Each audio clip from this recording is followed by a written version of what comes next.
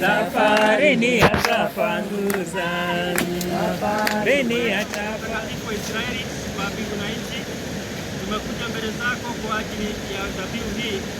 Leo mwetu tunakuomba dhabihu hii iweze kuwa na mwanzo mzuri na pia iweze kuwa na mwisho mzuri. Amen. Zaidi yote Baba wetu, kwa ajili ya ndugu hawa ambao wameonyesha maji, leo mwetu Baba wa Masihi, tunakuomba Baba dhabihu iweze kubalika, iweze kuwa nzuri kwa ajili ya jina lako. Amen. Zaidi sana Baba wetu, maji haya ambayo ndugu wameonyesha Baba, yageuze yaje kwa ajili ya ondoleo la dhambi, ili kwa ajili ya uzima wa milele.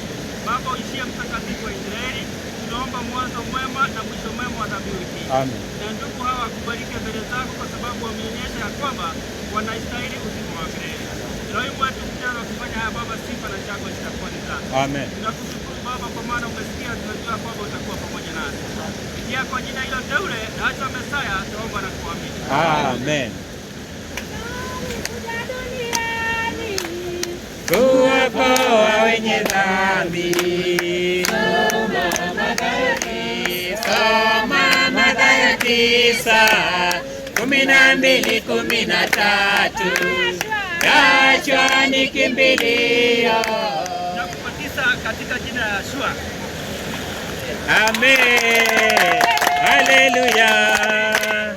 Haleluya. Haleluya.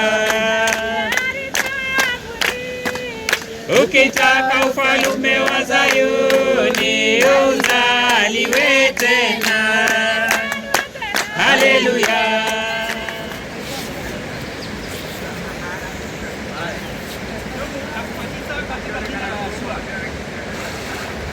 Amen. Haleluya. Haleluya. Haleluya. Ukitaka ufalume